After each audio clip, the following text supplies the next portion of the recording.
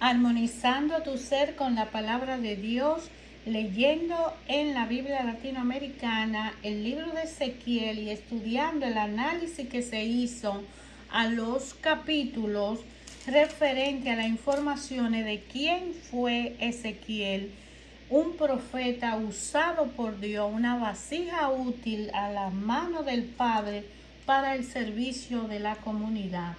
El resumen de la historia de Israel está contenido en el capítulo 20, donde dice que la nueva presentación de los pecados de Israel a lo largo de su historia aquí está representando y repetidamente de informaciones de profanación. Israel, siendo el pueblo de un Dios santo, no puede vivir a la manera de las demás naciones. Se está considerando que es un pueblo de Dios y que por ende tiene que vivir de acuerdo con las reglas. No puede vivir como cualquier nación que no conoce el orden y la disciplina instalada por Dios, porque Él es un pueblo que fue elegido y sacado de una esclavitud, que son profanas esas leyes y esas normas de otros pueblos, es decir, que no pertenecen a Dios. La tierra de Israel, las leyes, la fiesta, todo es santo. Los hombres no pueden usarla según su propio gusto. Yahvé procura que su nombre no sea profanado. Si castiga a Israel y deja que sea destruido, las otras naciones, según la mentalidad de ese tiempo, despreciarán al Dios que no supo salvar a su pueblo. Así su nombre será profanado. Cuando Yahvé reúna a los suyos, todas las naciones reconocerán su poder, su nombre entonces será santificado.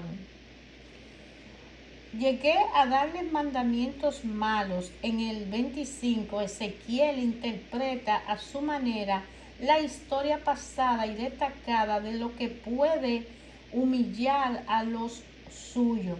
Así notamos en el capítulo 20-25, a veces los israelitas se habían valido de la ley del Levítico 18:21 respecto a la ofrenda a Dios de los primogénitos para justificar los sacrificios de los niños a la manera pagana. Ezequiel da a entender que la ley pedía efectivamente tales sacrificios y que Yahvé la había dejado pasar. Según la manera de decir del idioma hebreo, para castigar a su pueblo, dejándole acumular los crímenes que le podían tocar. En el capítulo 21 habla de que llega la espada de Yahvé. En el capítulo 22 habla de los crímenes de Jerusalén. En el presente capítulo, el 22 del libro de Ezequiel, se dirige Ezequiel a la gente de Jerusalén del lugar de su destierro. En ti, en ti, en ti, todos los crímenes se cometen en Jerusalén. Sus príncipes, sus sacerdotes, sus jefes, la gente del país, todos han participado en el mal. Se ha convertido para mí en un metal impuro. Las pruebas que pasamos son como el crisol que sirve para purificar el oro y los demás metales. Vea esto en Primera de Pedro, en el capítulo 1 al 7. Pero en el caso de Jerusalén, la comparación del crisol tiene otra trayectoria. El asedio de la ciudad permite destruir un pueblo que no correspondió a su misión. Lo que no pueda ser purificado es tomado. Véalo en Mateo 3:10. La sangre que derramaste, la sangre derramada por el asesino manchaba la tierra hasta que se derramara la sangre del culpable. Según Deuteronomio 19:12, los hebreos, no muy violentos que fueran, tenían un agudo sentido de la justicia y del carácter sagrado de la vida. Actualmente existen medios para hacer morir sin ruido y sin ensuciarse las manos a pueblos enteros. Esa parte un día clamará venganza en contra de los pueblos que viven seguro y creen inocente. He buscado entre ellos a un hombre que se enfrentara conmigo sobre las almenas. Se podrá notar este versículo, el 30 del capítulo 22, que recuerda en el 13:9 que necesitamos intercesores que se sientan solidarios de los demás y se hagan cargo de ello ante Dios. Así aparece la importancia de la oración. Los profetas descubren unos después del otro que este papel le corresponde. Esta comprensión de cómo Dios salva llevó a varios a sepultarse en la soledad, entregándose al amor de Dios por la oración y el sufrimiento. Pasemos en una Santa Rosa de Lima, por ejemplo, y otros mártires que han hecho esa realidad en la vida. En el capítulo 23 habla de Ojalá y Oholiba. Este capítulo 23 nos muestra cómo en el capítulo 16 de Ezequiel enseñaría a su compañero indiferente el amor de Yahvé, partiendo de lo que conocen el amor celoso y la prostitución. Ezequiel menciona 3 formas de idolatría con los egipcios, con los asirios, con los babilonios. Lo que ofende a Dios no es únicamente el pecado individual de los que abandonan al Dios de justicia, sino el cual nada ocurre para confiar en piedra, en imágenes y en horóscopo, pues mucho más importante aún en el pecado cometido por la nación como tal. Dios quería desarrollar en ella algo nuevo, una fe, un modo de vida y una cultura capaz de salvar a la humanidad.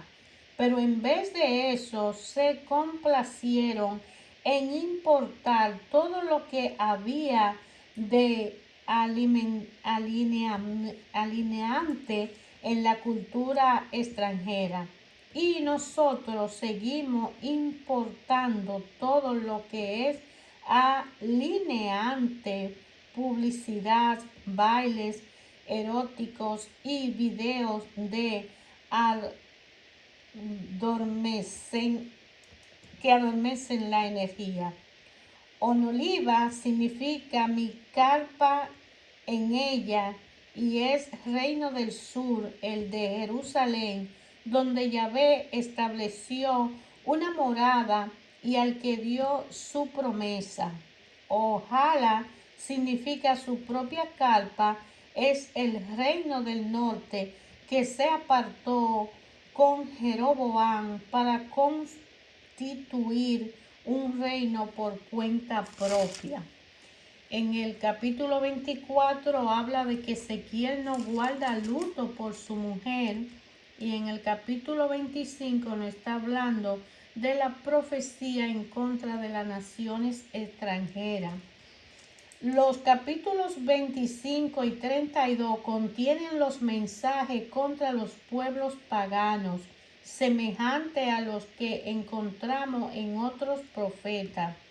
El profeta, después de anunciar la destrucción casi completa de Israel, anuncia con entusiasmo la destrucción definitiva de sus enemigos.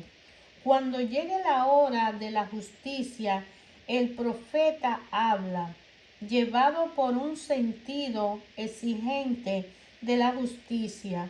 Las naciones amonitas, edomitas, etc., no tienen ningún derecho a permanecer como tales, ya que no preparan en nada la salvación y Yahvé se valió de ella solamente para purificar a su pueblo. Por eso deben desaparecer en el torbellino de la historia. Sería entonces equivocarse sobre el sentido de la Biblia, pedir a Dios el castigo de las personas o individuos que no creen e incluso de los que persiguen a la iglesia. Tampoco podemos desear ahora la destrucción de alguna nación opresora, ya que en toda actúa la gracia de Cristo. Solamente debemos afirmar que cualquier institución que se mantiene cerrada al mensaje del Evangelio o lo rechaza, desaparecerá. Toda planta que no plantó mi Padre, como dice Mateo 15:13, será desechada. En el capítulo 26 habla contra Tiro. En el capítulo 27 habla de la lamentación respecto a Tiro. El capítulo 28 habla contra el rey de Tiro y el 29 en contra de Egipto. En el capítulo 30, 31 y 32 sigue hablando de la relación que hay en Egipto con relación a él.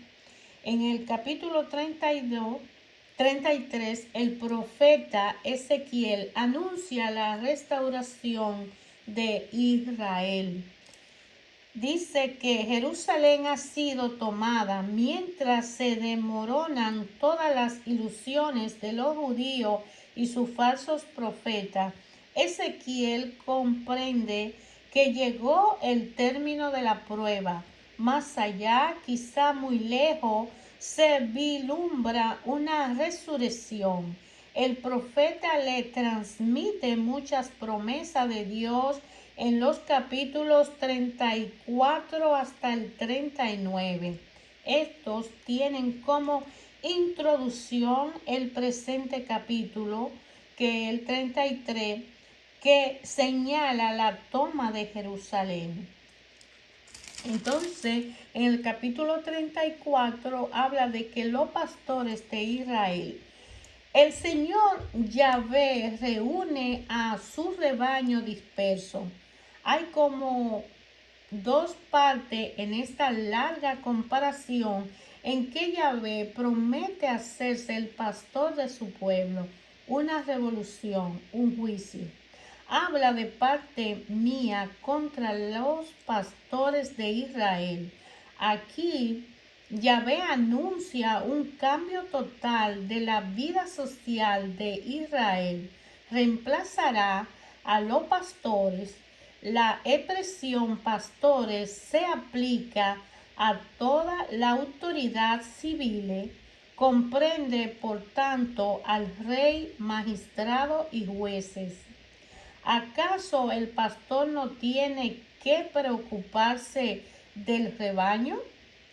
Yahvé condena a las autoridades de su pueblo que encontraron normal gozar el poder y la riqueza sin considerarse primero como los servidores del pueblo. Fácilmente imaginamos la miseria del pueblo judío en los momentos de que hablaba Ezequiel inmediatamente después de la catástrofe de Jerusalén. Oveja agotada, hambrientas, enfermas, extraviadas, andaban errantes, sin domicilio ni trabajo, alineadas por la mentira de sus dirigentes. Llegaron a ser presa de todas lo violento, fueron llevadas al destierro o dejaron la patria en busca de trabajo. Yo mismo vengo en busca de mis ovejas. Ahora los jefes de Israel han desaparecido en las catástrofes de su país y Yahvé promete hacerse pastor. Con esta ocasión dice cuáles son los deberes del pastor: reunir, proteger, dar alimento a todos y reprimir a los prepotentes. Se acabaron los días de negras nubes y tiniebla, en que Dios parecía lejano a Israel, de día hundido y sin esperanza. Ahora Yahvé reúne su pueblo de entre las naciones. El reino que ha preparado Dios para esa muchedumbre desalentada superará todo lo que podía esperar. No tendrá solamente la prosperidad material, sino que vivirán en paz junto a Dios. Yo la llevaré a descansar. En cuanto a ustedes, yo juzgaré entre ovejas y ovejas. Con estas palabras empieza la segunda parte, el juicio de Dios. Por una parte, la oveja gorda, la que aprovecharon el orden injusto de la sociedad, no le bastó tener un nivel de vida superior al de los demás, sino que pisotearon lo mejor del pasto, dejaron sin cultivar las mejores tierras del país, sacaron al extranjero las divisas que hubieran permitido el desarrollo económico, impidieron el acceso de toda a la educación y la cultura. Ustedes han corneado a todas las ovejas más débiles hasta echarla afuera. Aprovecharon el poder y, porque tenían la justicia a su disposición, impusieron su orden por la fuerza. Pondré un pastor único para que se preocupe de ella, a mi servidor David. Ese es Cristo, nuevo David, como se hizo notar respecto de Isaías 11:1. No se anuncia al Mesías como uno más de los descendientes de David, y para que reanude el pasado, será otro David y empezará algo totalmente inédito. Fácilmente uno encontrará aquí la imagen de Jesús. Medito personalmente y que le sirvieron para hacer 3 parábolas del buen pastor. En Juan 10:1, la de la oveja perdida, Lucas 15:4 y la del juicio, Mateo 25:31. Los pastores de Israel recibirán su castigo. En el capítulo 35 habla contra Edom. Capítulo 36 habla de Israel será reunido y un corazón nuevo. Le daré un corazón nuevo. Muchos piensan que es imposible cambiar el corazón del hombre. Unos los aceptan tal como es y prefieren tapar las mediocridades y el pecado general. Otros, al contrario, se amargan contra todo y todo, pero lo que Dios promete en este texto tan cercano a Jeremías 31:31 y a Ezequiel 11:19 es justamente el corazón nuevo. La experiencia del pueblo judío ha demostrado que los hombres son débiles e incapaces de observar los mandamientos de Dios. Pero si Dios mismo se revela y comunica su espíritu a los hombres, ¿no podrá renovarlo profundamente? Allí es donde se sitúa la verdadera conversión. Entendemos habitualmente por convertirse, volver a Dios después de haberse alejado de Él. Pero la verdadera conversión es que se produce en el corazón, es decir, en lo más profundo del hombre y que renueva enseguida la mentalidad y la actitud. Esa conversión solo puede venir de Dios.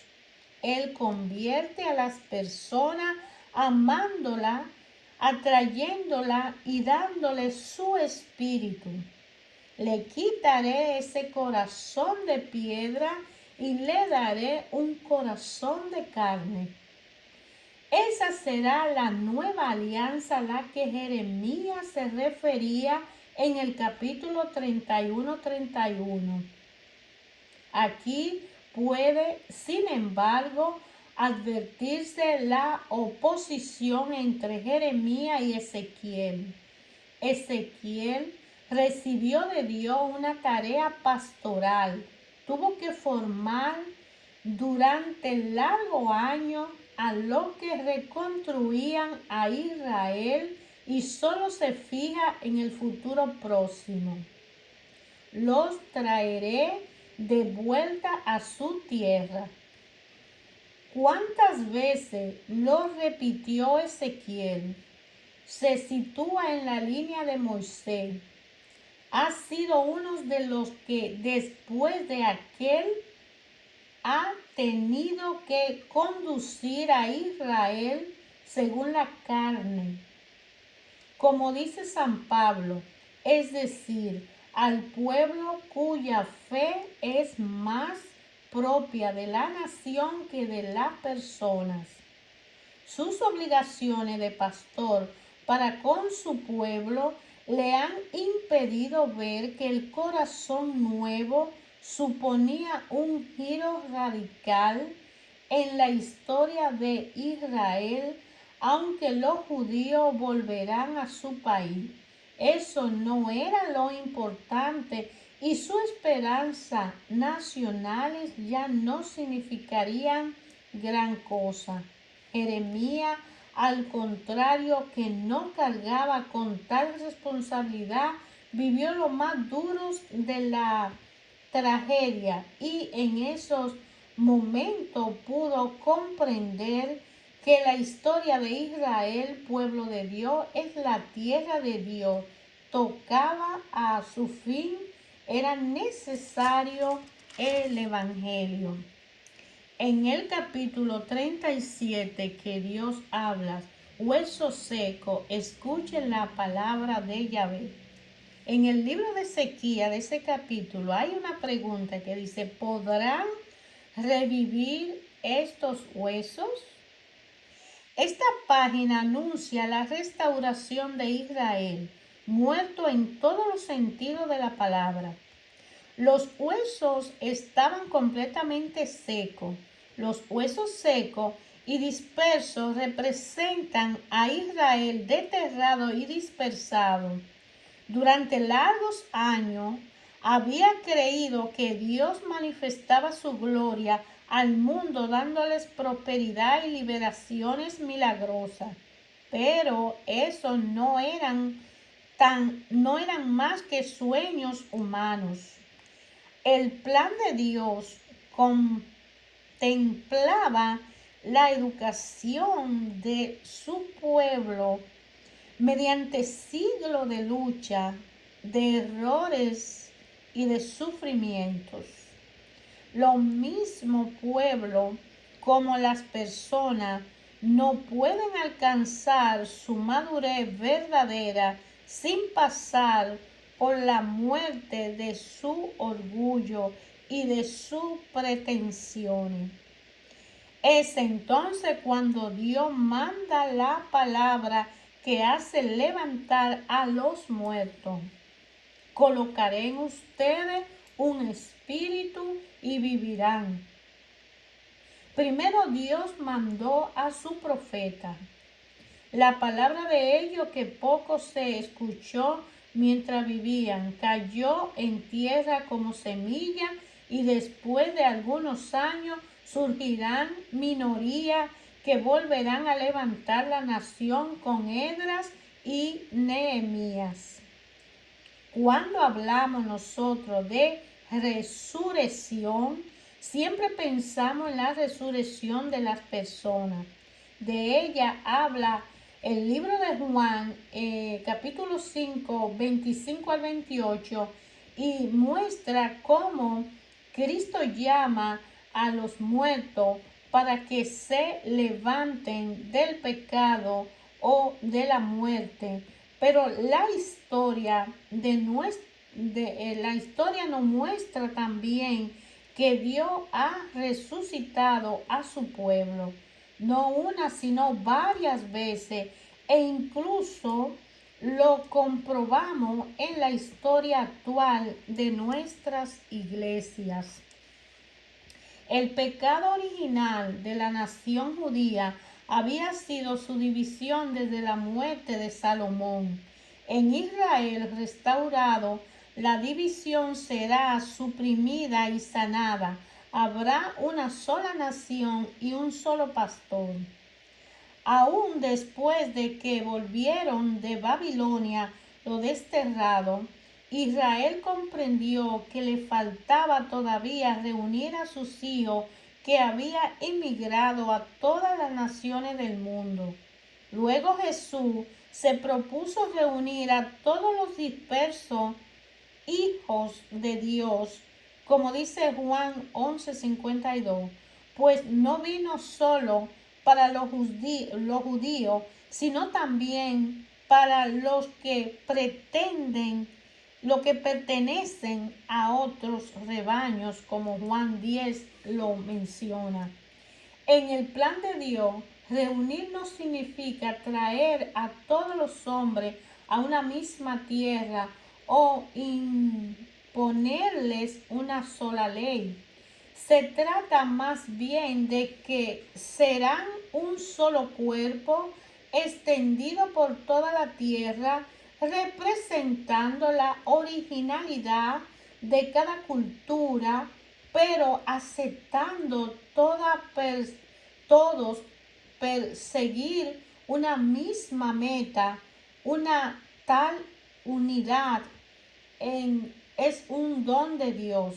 Y si bien la buscamos, todo alcanzarla significaría que hemos llegado al fin de la historia terrenal. Mientras tanto, la iglesia, por ser el nuevo pueblo de Dios, según la verdad, debe ser una aún en su estructura visible. Dividirse sería volver al pecado de Jeroboam, como menciona anteriormente. God y Maló en el capítulo 38 y 39, y en el capítulo 40 habla del nuevo Israel. El capítulo 25 de su destierro, es decir, en el 571, Ezequiel recibió la visión que expone en los capítulos 40 y 48, referente a la tierra nueva de Palestina. Es una visión ideal, o por decir mejor, una descripción utópica de lo que será el nuevo Israel. La gloria de Yahvé vuelve de Babilonia a Jerusalén, donde toma posesión de su templo, un río sale debajo del templo y va creciendo, fertilizando las tierras. Es el signo de las bendiciones de toda clase que resultan de la presencia de Yahvé en medio de su pueblo. Se describe con detalle en el Nuevo Testamento. También se describe la división de la tierra entre las 12 tribus que renueva la estructura antigua del pueblo de Israel. Con esta visión, Ezequiel afirma a su compañero que el pueblo revivirá y su misión será esencialmente religiosa, pues la vida nacional se organizará en torno al templo.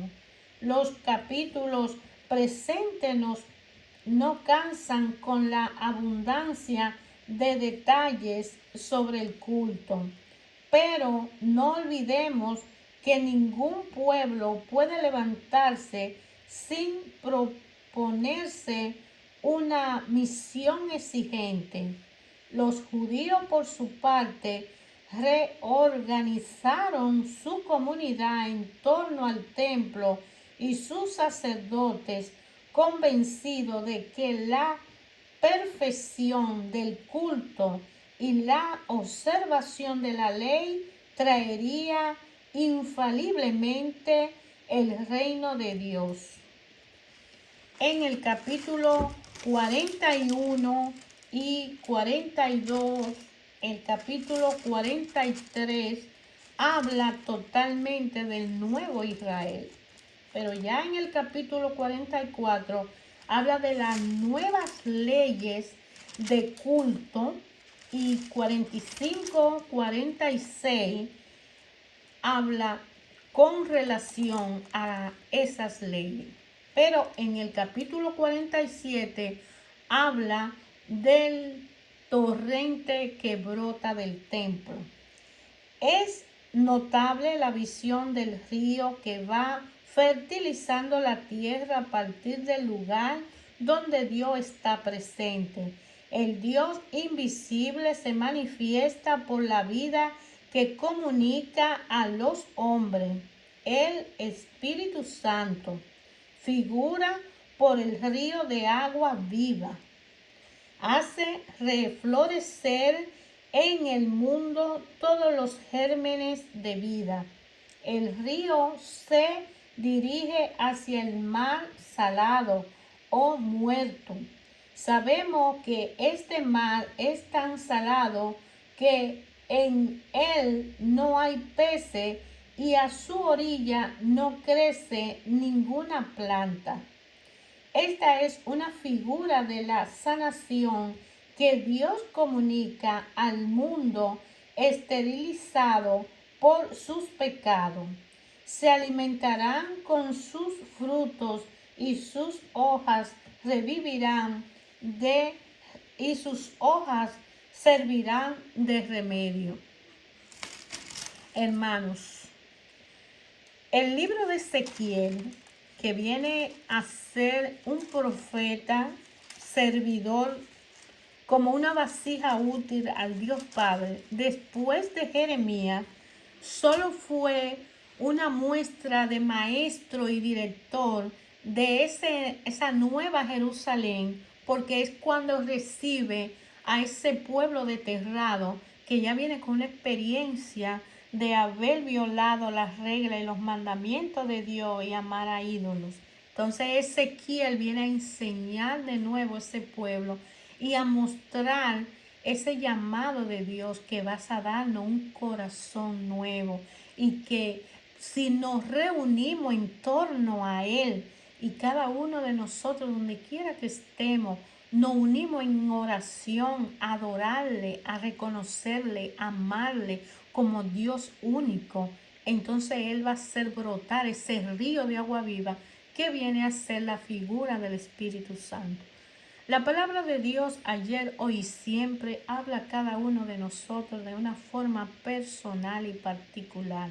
En el análisis y estudio del libro de Ezequiel, el cual te invito a estudiar detenidamente, a elegir la Biblia de tu preferencia y a que capítulo por capítulo pueda desglosarlo para poder entender la misión del profeta Ezequiel, y que Ezequiel ayer, hoy y siempre, usado por Dios, ha de ser cualquiera de nosotros que nos volvamos a Dios, que le obedezcamos, para ser un Ezequiel en tu casa, en tu ambiente de trabajo, en tu vida personal, un Ezequiel en tu ciudad, un Ezequiel en la humanidad, un Ezequiel que pueda llegar a aquel que está cerca de ti y hablarle a esos huesos secos de que vendrá un renuevo, un río de agua viva, y que habrá vida en esos huesos. De manera que es hermoso servir al Señor como profeta para nuestro propio bien